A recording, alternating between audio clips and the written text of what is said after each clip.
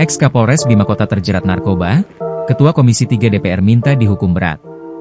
Ketua Komisi 3 DPR Habibur Rahman menilai tindakan lebih tegas harus diberikan kepada ex-Kapolres Bima Kota AKBP Didik Putra Kunchoro, usai ditetapkan sebagai tersangka kasus dugaan peredaran narkoba.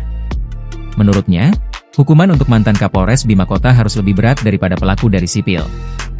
Jika kelak terbukti melakukan tindak pidana, maka terhadap mantan Kapolres Bima seharusnya dikenakan hukuman yang lebih berat daripada rata-rata hukuman kepada pelaku pidana yang bukan anggota Polri, ujar Habibur Rahman saat dikonfirmasi, Senin, 16 Februari 2026.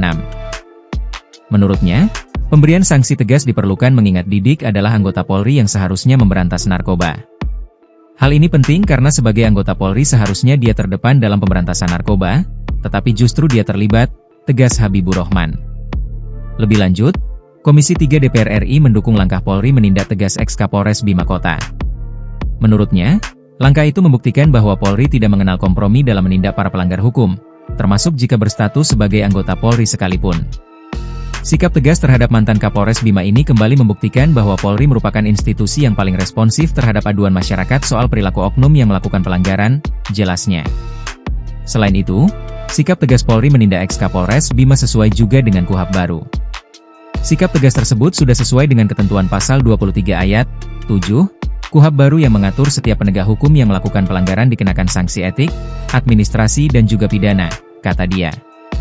Diberitakan sebelumnya, Kapolres Bima Kota AKBP Didik Putra Kunchoro ditetapkan sebagai tersangka kasus dugaan peredaran narkoba. Didik ditetapkan sebagai tersangka karena kedapatan memiliki sebuah koper berisi narkoba yang ditemukan di kediaman Aibda Dianita di Tangerang, Banten. Barang bukti narkoba yang ditemukan yaitu sabu seberat 16,3 gram, ekstasi sebanyak 49 butir seberat 23,5 gram, 19 butir aprazolam, 2 butir Happy Vive, dan 5 gram ketamin. Akibatnya, Didik disangka melanggar pasal 609 ayat 2, huruf A UU nomor 1 tahun 2023 tentang KUHP Yungto UU nomor 1 tahun 2026 tentang penyesuaian pidana dan pasal 62 UU nomor 5 tahun 1997 tentang psikotropika Yungto lampiran 1 nomor urut 9 UU nomor 1 tahun 2026 tentang penyesuaian pidana.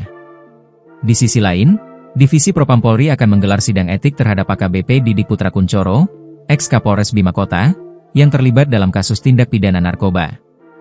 Sidang etik terhadap AKBP Didik bakal berlangsung di Biro Pertanggungjawaban Profesi Divisi Profesi dan Pengamanan, Wapprov Divisi Propam, Polri pada 19 Februari mendatang. Download Tribun X sekarang, menghadirkan lokal menjadi Indonesia.